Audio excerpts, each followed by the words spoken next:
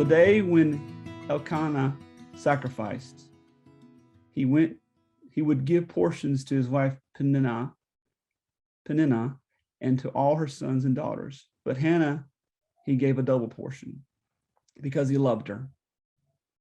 Though the Lord had closed her womb, her rival used to provoke her severely, to irritate her, because the Lord had closed her womb.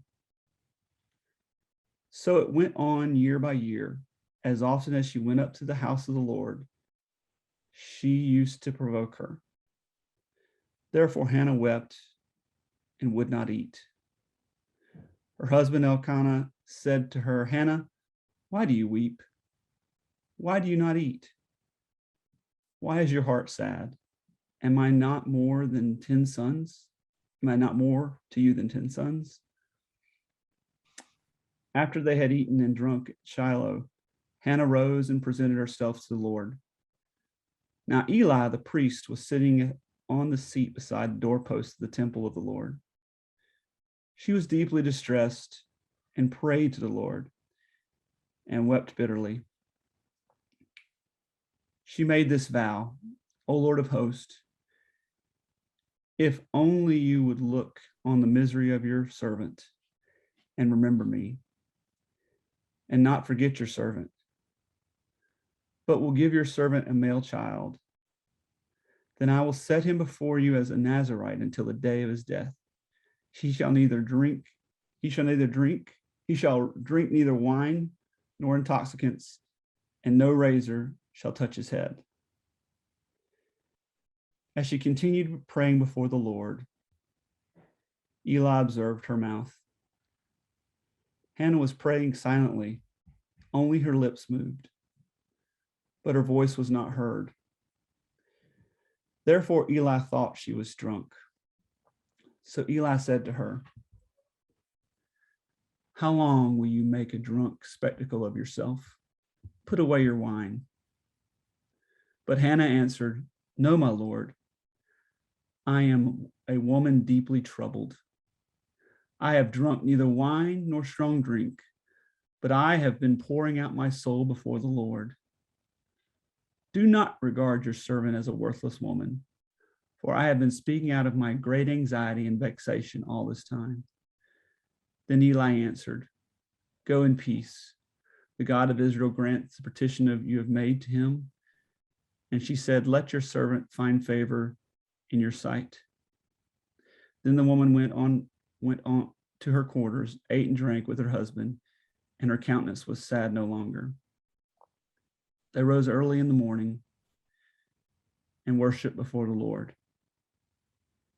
Then they went back to the house of Ramah. Elkanah knew his wife Hannah, and the Lord remembered her.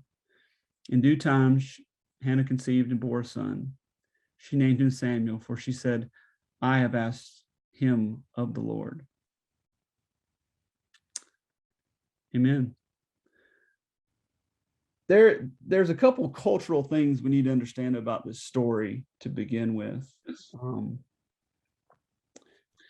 first of all is the two glaring things. Number one is there's a culture at this time in the history of the world, as well as the Jews, of polygamy.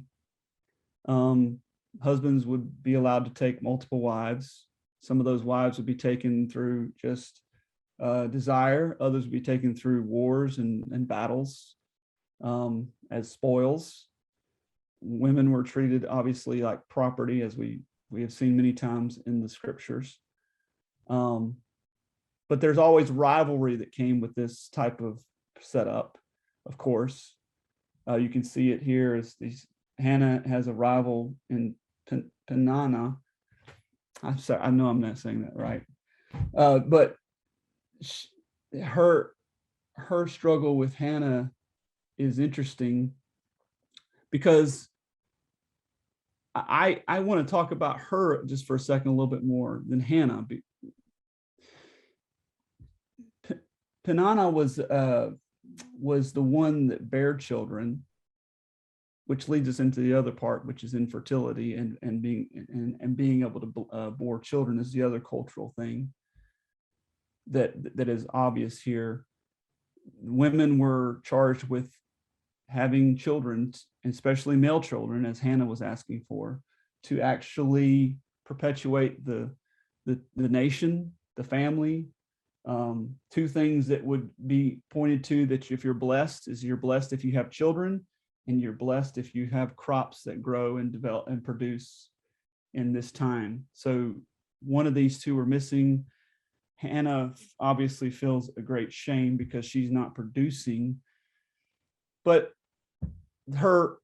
this other wife, she seems to be doing what's culturally appropriate. She has given Elkanah several children, and yet she is still not loved like he loves Hannah. Why, I don't know. But there's a part of me that's saddened for her, because she may be provoking Hannah, which is obviously part of the story, is she provokes Hannah several times and ridicules her because she can't have kids. But some of that, I wonder, if not all of it, that anger and frustration she shows toward Hannah is because she just she can't please her husband for any reason. He is still disappointed, or it just doesn't care about her as much as he does Hannah. And that part troubles me in this story, because I think obviously the culture itself lends itself to have rivalry and have favorites, which is the reason why God designed it in Genesis for one-to-one relationships, one man cleaving to one woman, one person cleaving to one person, instead of multiple relationships. Obviously, God knew in his infinite wisdom, as we do now, that was going to breed a lot of problems. So that is one thing that really I can see in this story that is a part that is kind of hidden from this story. It's not emphasized as much as why is Peninnah so hurt and so bitter? Why is she not loved enough? Why is she not cared about? And some of her responses to Hannah are not necessarily just her being an angry woman. She's actually scorned in a way. Another piece of this story that I think is important is to point out is the story, and this is not to take away anything from specifically what Barb just said, because I think that's a beautiful story, and I think that does happen. But this story emphasizes, as many stories in the Old Testament do, and some of the New, of a miraculous birth. I wanted a child, I couldn't have a child. I asked it of the Lord, and the Lord provided. That story seems to be overemphasized in the Old Testament because, as we all know, and I think Barb would agree with this, even though it turned out differently for her, that's not the norm. That's not reality. Miraculous births don't happen as often as they don't. Excuse me.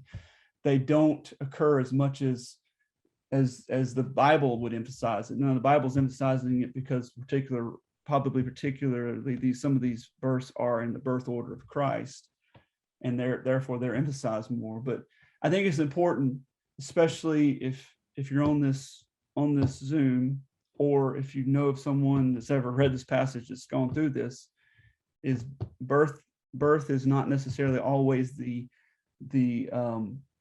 norm through these situations. God doesn't just provide us exactly what we desire in the way that we desire it. And so that story and that narrative is part of what's happening here. But I think that if we want to look at this passage more clearly, we've got to step back and say, what is God showing us through this passage, more than just I asked and God provided, whatever that may be. I mean, that could go for anything we ask for. We could ask for a new job, or a different place to live, or all the things that we could come to and say, I asked for this, and God should provide it because I asked for it. But that's not the norm. And that's not how God operates. He doesn't look at this story, and we shouldn't look at this story as there's a secret formula. This is what you do. These are the steps you take, and God will provide what you ask for. So we have to eliminate that from our thinking. Another thing that to point out is what Hannah is going through. And this is getting more towards, I think, what God is talking about through this story, or speaking to us about, is there's this overarching theme of grief and barrenness that Hannah is feeling. She is obviously in a culture that emphasizes birth, emphasizes having children, and she can't have one. So she's experiencing grief. So what you're seeing through this passage is Hannah dealing with her grief before the Lord, dealing with her grief in a way that's going before the Lord and saying, this is where I am. Obviously, this is, the passage indicates, this Hannah's been dealing with this for years. So this is not like she found out she can't have kids and now she's going to the temple. She's been dealing with this situation for years, as it indicated. Her husband's already had several children. She's been married to him for a while and has not been able to produce kids. So she's bringing her grief before the Lord, and maybe this is like a last-ditch effort. Maybe it's not. Maybe she's continually before the Lord as going up to him and going to the temple to pray and ask God to give her a child. But she's coming before the Lord, and she's in a stage of grief where she's bargaining. If you're familiar at all with the 5 stages of grief, the processes of grief, it's denial, anger, depression, bargaining, and acceptance. So she's, not to say that she did all this. I mean, maybe she did, but I feel like that most grief situations, you go through these denial, anger, depression, bargaining, and acceptance. She's at the bargaining stage. She's bargaining with God, saying, if you do this, then I will do this. Again, a terrible formula for how we should approach God. If you do this, God, I will do this. Not to say it didn't work for her and God blessed her, but that's not the norm, and that's not the way God operates. If we don't just follow a formula and bargain with him, and we get what we want. So we see something about grief in here. And I'll just say this about grief. You see it, and we touched on a little bit by Ann's comments. You see grief processed through your friends and family. And what Elkanah and her husband Elkanah and the priest did, they tried to fix the issues in 2 different ways. Elkanah, on his part, was trying to comfort his wife by saying, am I not enough for you? And what about me? And she's trying to redirect her grief, which may seem to make sense in a more human way. We want to help people through their grief by pointing out what's good. Not helpful, though, in this case, and probably not helpful in most cases when somebody's grieving, is to point out, well, what about this and what about that? Grieving is a process we have to allow people to go through. And I'll say more about that in a second, but I want to point out too, Eli, he just completely misses what's going on and thinks she's drunk. He's probably a little offended because he didn't come to her, because he's the priest. He's the one that's supposedly the connection to the Lord. I am the voice of God in your life. You should trust me. You should ask me for help. But Hannah, and this is the beautiful part of this passage, Hannah knows that she can connect with God without having someone to filter it through. She can connect with God beyond just what the priest will allow her to do. And so she just chooses to go before the Lord and pray instead of go before the priest. And he may have been offended about that. And that may be a part of the reason why he chose to be a little berating with her and say, why are you drinking in the middle of the day? Why are you drunk in my temple?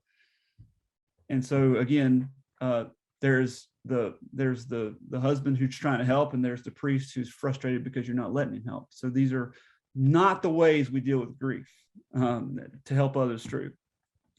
There is a beautiful Jewish practice called sitting Shiva.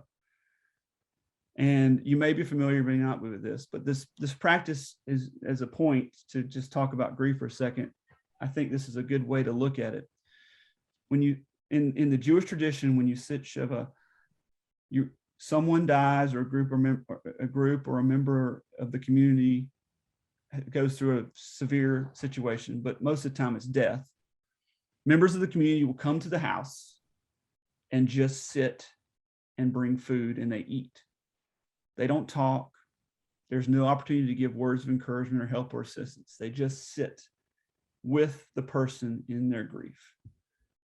And you think about a few weeks ago, we talked about Job, and how much Job's friends wanted to explain away why Job was going through something. And Hannah's in this situation, is grieving what she doesn't have. And what is more helpful and more beneficial, more Christ-like, is to sit with someone through their grief. You imagine doing that in our culture. It's just so foreign to us to go to someone's house and just sit with them. But I think that that's the more Christ-like way to operate in someone's grief. Because presence is important. Presence is very important. And I'll say that, I was going to share this, and it's just so cool that Hart's on here today.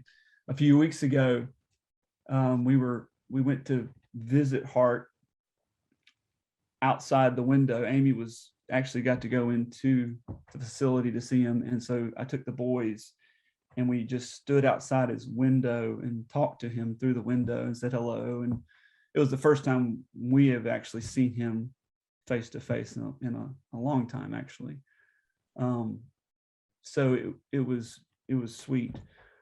But one of the comments that Hart made, in his infinite wisdom, which he's always full of, is I asked him a question. I don't even remember what I asked him exactly now, but I remember his response to how he was. I think it was something about how he's doing, what's been going on in his day-to-day activities. And he just mentioned one thing. He said, I have really, truly become aware and value presence, the presence of someone who's really present. And he said, and I mean in the sense that they're really actually present there with him. And what I gathered and what I took away from that is how often in our world, in our lives, are we truly present with someone? I mean, I could be present physically with you right now, but I could be so distracted with my phone, with things going on, that I'm not actually present with you. And how much of grief or going through a situation, going through a struggle, do we just need someone to be present with us in the truest form of presence, not just in the room with us, but being present in the space with us. So there's some thoughts there about grief that I think we can take away from Hannah's story and understand about being truly present in what's going on. But this is not a story, I believe, about grief or infertility. Those are kind of part of the story. The true story, I think, here is a radical kind of trust that Hannah has towards God. She is willing to submit her dreams to God, her barrenness and her situation to God. Our dreams, our longing, our skills, our personalities, our influence, everything that we have, she's surrendering that to God. She's surrendering her situation to God. She's surrendering the fact that she can't have a child, which is her dream, to God. So I don't know if this is the best spot, but I'm going to do it here. Ruth, could you take us back to that quote that I sent you? I want to read this here, and then we'll finish up with some last thoughts on this subject that I think will be beneficial. This is from I've never heard of this book. I just found it. It was really moving to me. But it's Alan Bosak, The Woman and the Dragon. It's a quote from this book. Barrenness is the way of human history without God. It is hopelessness, powerlessness, joylessness. It is without a future and without a human power to invent a future. Wherever this theme appears, it is laden with depth and meaning far beyond the circumstances of the story. As with Sarah, Rebecca, Rachel, and Hannah, and always the future of God's people, nay more, the truthfulness of God's promises is at stake. And as Yahweh steps into this hopeless, barren void and speaks a word of life, which gives life to God's promises and creates a future for God's people, a major victory is won over the forces of death and despair. So this goes to the point, what I was making earlier about how we see this story. Hannah is barren, but it's way beyond just wanting a child that I think is what we take away from this. In the stories of all these women in the Old Testament and New Testament that are barren, it's about this barrenness of life that only God can fill that void, and understanding what God is doing through that to overcome hope and overcome despair and give us hope. And so Hannah gives over herself and her dream to God. She lays it before his feet. She lays her dreams before him. And at this moment, Hannah is trusting God with her dream and saying, in a sense, God, you now, Lord, I'm giving this to you. I want you to make of it what you will. If that's a child, so be it. If that's all the things you can think of, she even bargains about what she wants. But the truth that we need to take away from this is we're giving over what we desire to God and saying, God, you make of it what you will. God, you make of it what you will. She trusts that her dream and her desire is better orchestrated by God rather than herself. Even though she does bargain, I'll have to just say that's the more human side of the story. But she trusts God that he will take this and do with it what he will. And so this is the story that I think we need to. This is what we need to take away from the story for us, because again, infertility, barrenness, these things will happen. I think that's the reality that we don't want to talk about, but it's the truth. There is going to be moments of grief. There is going to be moments of loss. There are going to be moments where things aren't going to work out the way we desire them. But if we're willing to give over that dream and desire to God and say, you are enough, Lord, you take this and do what you want, what will happen? Many of our longings and desires are God-given. We long for things from God. We long for ways we want to be in this life for God. And all of these are very good and appropriate things. And yet, in Christ, when we give that over, our dreams are relevantized. We're called to a place where our longings in the story of God, we're called to a place where our longings are for God in the story, and he is the one who's faithful to us. We're invited to express our dreams to him and to see our lives through the lens of God's kingdom, and trust that God, no matter what, is going to do what's best with our dreams. And I think that's so hard. I want to make sure that's clear. That's not easy. Giving up on our dreams and hopes and desires and allowing God to make of them what he will. That's hard work. It's not easy. Let's not deny that. That's so against our human nature. We are rugged American individualists that can make things work because that's what we're raised to believe. But we are so dependent not only on God, especially on God, but also each other. and so dependent on him that we need to be willing to give up those dreams and allow God to make them what he wants to. And sometimes the dreams will come back the way we desired, and sometimes those dreams change, but we trust God with all of that. But that's the problem. We struggle to trust him.